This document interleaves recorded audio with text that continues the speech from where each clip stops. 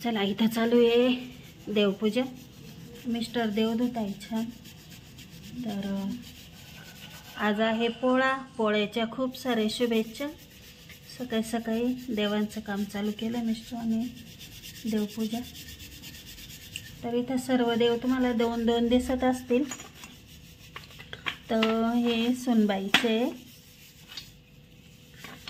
तर लहान्या पुतण्याचं लग्न झालं, 2 महिने झाले त्यावर. तर मी गुरूंना विचारलं होतं 2 देवाऱ्यात पाहिजे का. तर गुरु म्हणे चालेल, काही हरकत नाही, ठेवा, म्हणून ठेवलं आहे. याच्याबद्दल कोणाला अजून माहिती असेल तर सांगा मला कमेंट बॉक्समध्ये. तर छान धुतले देव मिस्टरांनी. अजून ताट धुवायचं आहे. तर चला आज आहे पोळा. पोळ्याच्या खूप साऱ्या शुभेच्छा. आळूचे पाने छान दिसत आहे. मिस्टरांची देवपूजा झाली का मग देवाऱ्याचा घेईल मी छोटासा व्हिडिओ. असं आवरून झालेलं आहे. चला त्यांची देवपूजा झालेली आहे. आणि बघा देव इतके छान निघाले, मस्त छान छान दिसत आहे. मग मी इथं फरच्या पुसून घेतल्या. इथं पाट मांडला आहे. तर इथं आपल्याला बैलपोळ्याची आज पूजा मांडायची आहे. पण आधी रांगोळी काढून घेते मी, म्हणजे आपल्याला डिझाईन कळते, माप घ्यायचं. तर इथं हे रांगोळीचे डबे आणि असे साचे आणलेले बरं का. कारण कसं आहे शॉर्टकटमध्ये जर पटकन काढायचं ठरलं तर छान आहे. बघा कलश, शुभलाभ, असे साचे. चला आता मी इथे रांगोळी काढून घेते, मग बाकीची पूजा करू आपण. तशी मिस्टरांनी देवपूजा केलेली आहे. रांगोळी काढून घेते. मिस्टरांनी केली देवपूजा. चला इथं रांगोळी काढून झाली आहे. आता छान आपल्याला बैलपोळ्याची पूजा करायची आहे. चला मी इथं चवर बांधून घेते. तर सफेद दोरे लावले त्याला छोटे छोटे करून. तर आधी अग्नीच्या साक्षीने कुठली पूजा करायची तर मी दिवा लावून घेतला आहे. थोडे थोडे तांदळाचे हे टाकायचं आणि त्यावर बैलांचं पूजा आपण करणार. त्यावर बैल ठेवायचे आणि मग आपल्याला पूजा करायची आहे. तर इथं बैल मी ठेवून घेते.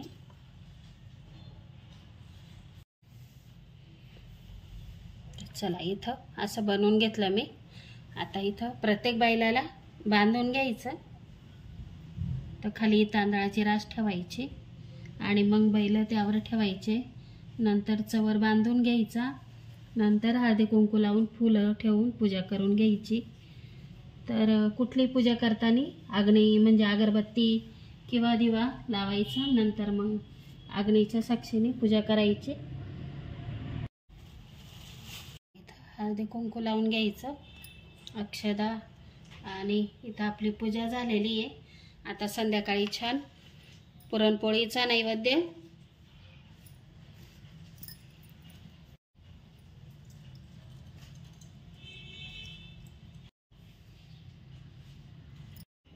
चला इथं पूजा झालेली आहे. साधी सिंपल. कशी वाटली कमेंट बॉक्समध्ये नक्की सांगा. आणि तुम्ही कशी करता ते पण सांगा. तुम्ही हे चवर लावता का? ही खूप जुनी पद्धत आहे बरं का. चला आता संध्याकाळी स्वयंपाकाचा शॉर्टकट व्हिडिओ येईल. अशी सिंपल छोटी छान रांगोळी काढून घेतली. इथं झालेली आपली बैलपोळ्याची पूजा. इकडं देवाऱ्याची पण सकाळी मिस्टरांनी देव धुतले होते तर त्यांनी पण छान पूजा केली आहे. आणि देव बघा किती छान निघालेले आहे. देवाऱ्यासमोर पण अशी छान छोटी रांगोळी काढली. इकडं बैलपोळ्याची पूजा. छान वाटतंय, आज घरात प्रसन्न वाटतंय.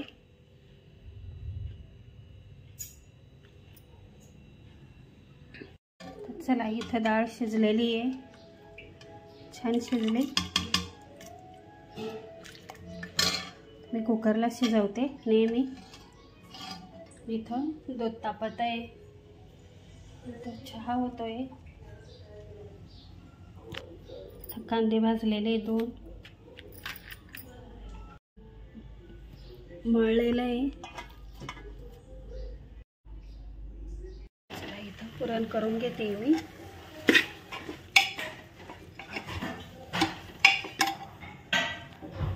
इथं आमटीला पाणी आहे.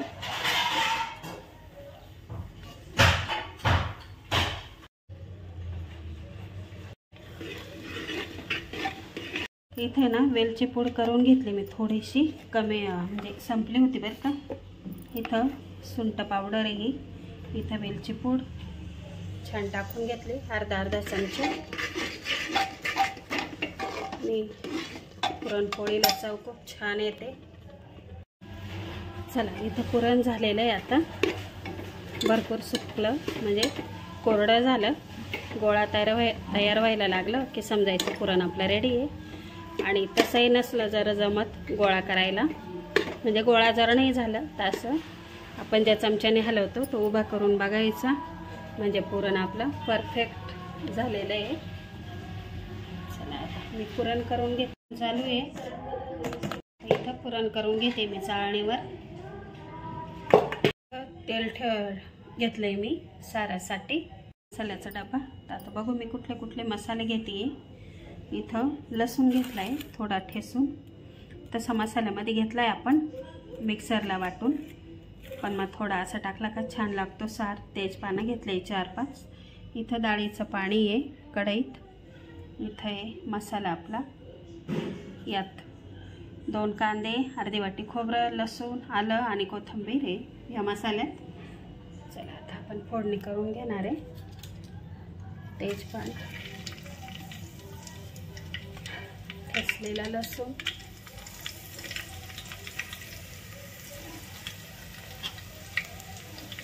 जिरे,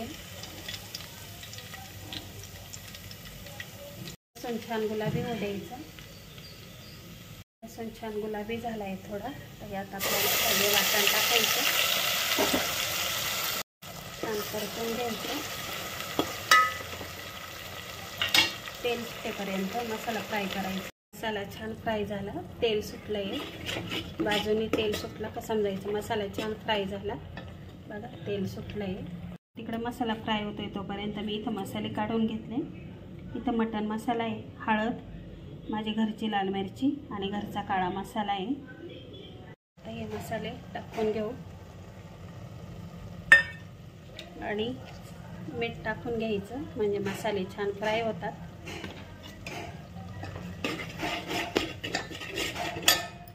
म्हणजे मसाला लवकर फ्राय होतो आणि तरी पण छान येते बरं का.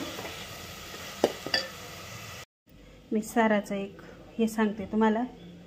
तर मी साराला कुठलंच पाणी वापरत नाही. कुठलं म्हणजे आपण जे वापरतो ना साधं पाणी ते नाही वापरत. फक्त एवढं मसाल्याचं पाणी आहे ना एवढंच वापरते. मिक्सरचं असं भांडं धुवून तर का नाही वापरत. तर बघा एवढं घट्ट पाणी काढते मी डाळीचं आणि मग यातच सार बनवायचा. खूप छान सार लागतो. अजिबात बाहेरचं पाणी म्हणजे आपलं साधं पाणी नाही वापरायचं, याच पाण्यात सार बनवायचा. एकदा नक्की करून बघा ह्या पद्धतीने, म्हणजे असं पाणी नाही वापरायचं मी म्हणते. चला आता आपण मसाला बघू. मसाला छान फ्राय झाला. आता यात डाळीचं पाणी टाकायचं आहे.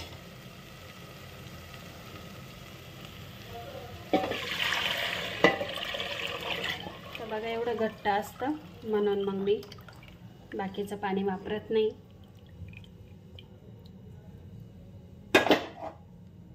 आता पाणी वापरणार आहे मी. तर सार आपला रेडी आहे. आता छान उकळून द्यायचं. तर मीठ आपण टाकून घेतलेलं आहे. मसाल्यामध्ये पण कोथिंबीर घेतलेली आहे, पण मी थोडी वरून टाकते, मला आवडते कोथिंबीर. तर इथं सार छान रेसिपी दिली. आवडलं असेल तर लाईक करा. इथे घेतला मी आता तवा ठेवून. इकडे सार उकळतोय बारीक गॅसवर. आता इथे चालू आहे आपली पुरणपोळ्यांची तयारी. चला इथं हॉटेलचा चहा आलेला आहे. इथं माझी चालू आहे पुरणपोळ्याची तयारी. इथं लावायला पीठ आहे. इथं सार उकळतोय. इथं पोळ्या ठेवायला घेतलंय करून. पळपट लाटणं स्वच्छ करून घेतलंय. इथे आपलं पुरण, इथं पीठ चला आता पोळ्या करून घेऊ. चला इथं आधी नैवेद्य बनवून घेतले.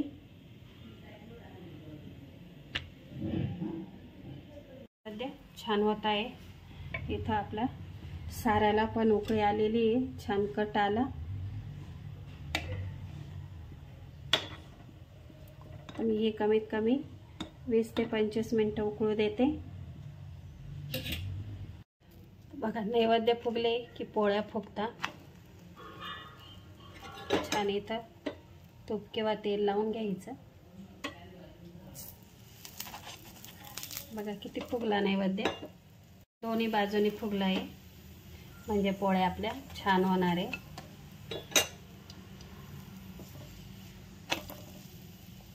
झालेले नैवेद्य कलर छान आला आहे.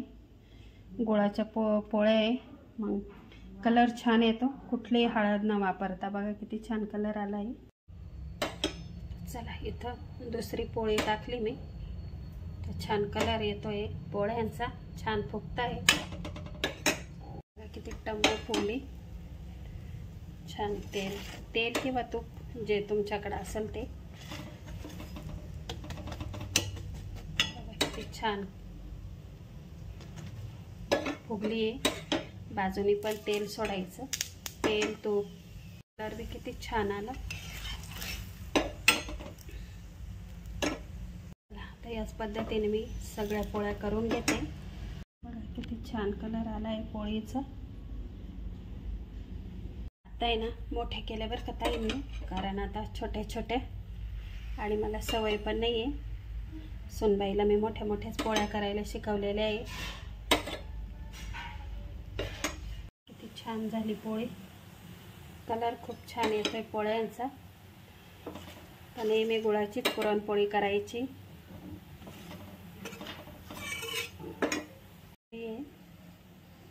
छान फुगली.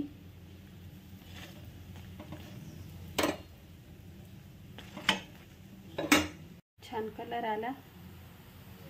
चला आता याच प्रकारे सगळ्या करून घेणार आहे मी. बघा छान कलर आला आहे पोळीचा. पोळ्या झालेल्या आहे. इकडं कटाची आमटी पण झाली आहे. बघा इथं झालेलं आहे नैवेद्य दाखवून. आज बैल पोळ्याचा सण, इकडं बैलांना पण दाखवलाय नैवेद्य.